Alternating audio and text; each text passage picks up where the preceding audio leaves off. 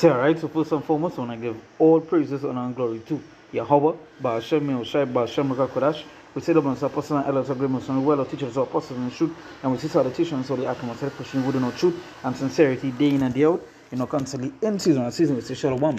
Once again, going into our video here, and this basically touching upon, I already did a video going into this debate with this pastor and this particular person here, where this person brought out a bunch of precepts trying to prove that Yahushua would have agreed with the LGBT people, which is far from the truth, right? Hey, that is way off, way off, and all the precepts he brought out had nothing to do with the point that he's trying to prove, right? But again, this is what you would get with people in Christianity. You understand? Just like many other topics, many other breakdowns that they try to do, it's always about the feelings and never about the truth. It's always about trying to include somebody, trying to go against the sayings of the Lord to try and save face, try to make they try to receive the praises of men. Then you understand, they will go against the Lord to receive the praises of men. Just like this person here, he happy with the comments that he's been getting. He happy, people bigging him up, you destroy a pastor and all this other stuff, and he liked that. You understand? But all the statements he made, all the things that all the precepts that he brought out have nothing to prove with the topic at hand, right? So he brought out Matthew 22, Mark 12, Luke 10 again, Matthew 5, brought up Matthew 7, right? And just to prove, and he states he commands you treat LGBT people as you treat him in Matthew 25. He commands you. Just imagine he's saying that the Lord command you to treat them as to treat them so, and that's way off. Because we know what the scriptures say. We know what it is written in the scriptures. You understand? But for majority of these people, they don't be in the scriptures, right? They go by feelings. They just listen to what somebody say, and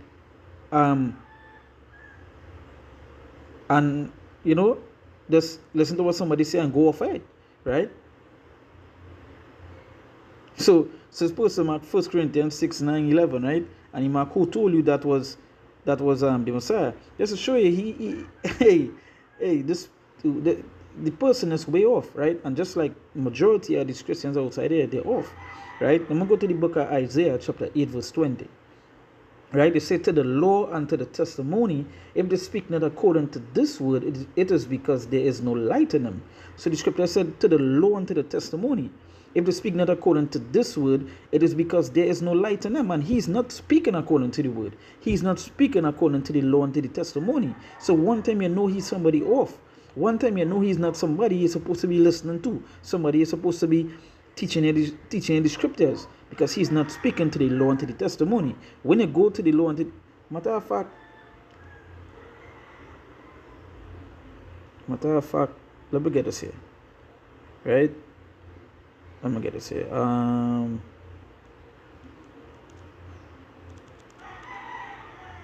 Right. Let me go to that's 3. Yeah. No, 4. 5, right? So when you look at the word testimony, right? It's a testimony, it's a attestation, confirmation, right? It's a attestation. That is a precept, right? So you see, it's a confirmation, right? So when it say talking to it's to the law and to the testimony, right? So when you go to the law and to the testimony, it confirms what it is need to be done. It confirms what it is that is wrong or what is right. You understand? It confirms what is sin and what is not sin. You understand? It tells you, it literally tells you what is and what is not, right? But it say if they speak not according to this word, is because there is no light in them, and there is him, right? Because we have the confirmation through what the scriptures that what it is he's saying is wrong, right? It's wrong. Totally wrong. Testimony.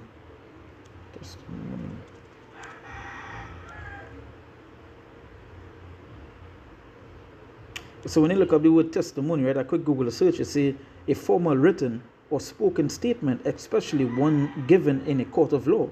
It's a evidence or proof of something, right? Evidence or proof of something. It's a witness, right? So testimony, a witness, and we know the scriptures. It bear witness against the things these people saying, right? It's a witness. So we got that account here. That what it is he's saying is wrong. Because when we go to the scriptures, it proves, as I say, evidence or proof of something. It proves that what it is he say, what the statement he's trying to make is totally off. Just like it had some people here.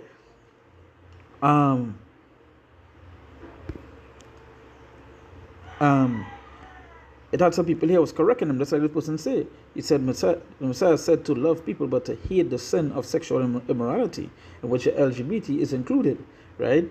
And I'm sure he brought all the Romans, right? I'm sure he brought all the Romans here, or he brought all the Matthew, right? Sexual immoralities, right? So, and then he repeated, then he came back and said what? The Messiah never mentioned gay people, but he was deeply against adultery and divorce. So he never mentioned gay people, right? But then you come in the state here, and he commands you to treat LGBT. So you're trying to say that he said, and I show you how off these people are, right? Totally off.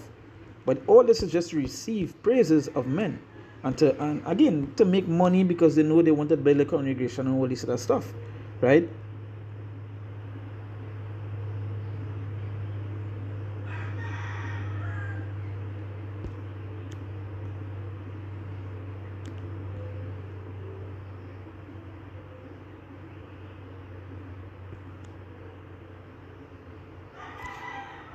Right, so let me go to our next scripture here. Let me go to the book of Romans 3 verse Romans chapter 3, and I go read from verse 3. It says, for what if some did not believe? Shall their unbelief make the faith of God without effect? It says, God forbid. Yea, let God be true, but every man a liar. Right? They say, let God be true, but every man a liar. As it is written, that thou mightest be justified in thy sayings, and mightest overcome when thou art judged. So it say, let God be true, but every man a liar. And this man here is a liar, because he is lying on the scriptures. You understand? He's lying upon the Lord, right? So it say, let God be true, and we know when we go to the testimony, right? We go to the testimony. It told us that, hey, these people are off. These people is an abomination. It have no getting around it. It have no trying to go other way, trying to, it is what it is. Right? It's wrong. It's wrong. Right? And all of you that are doing this and encouraging this is going to perish.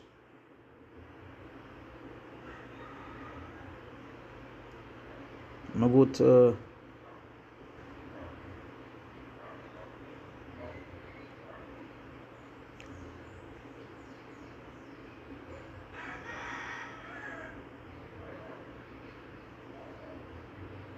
I'm going to go to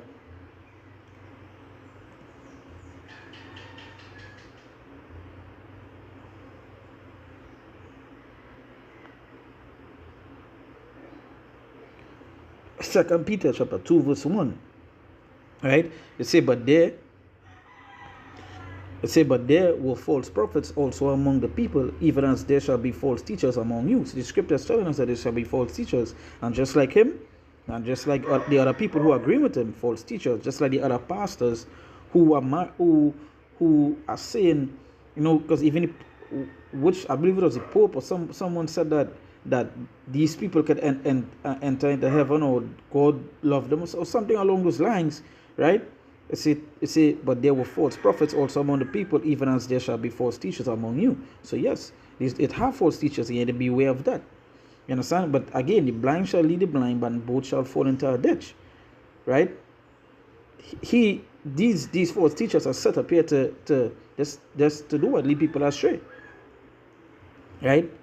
See the scriptures mention about seducers. It shall wax worse and worse. Them not being seduced and the seducers. So they will be there. But just remember, he said, even as there shall be false teachers among you who privily shall bring in damnable heresies. even denying the Lord that brought them, and bring upon themselves swift destruction. It says swift destruction. You understand?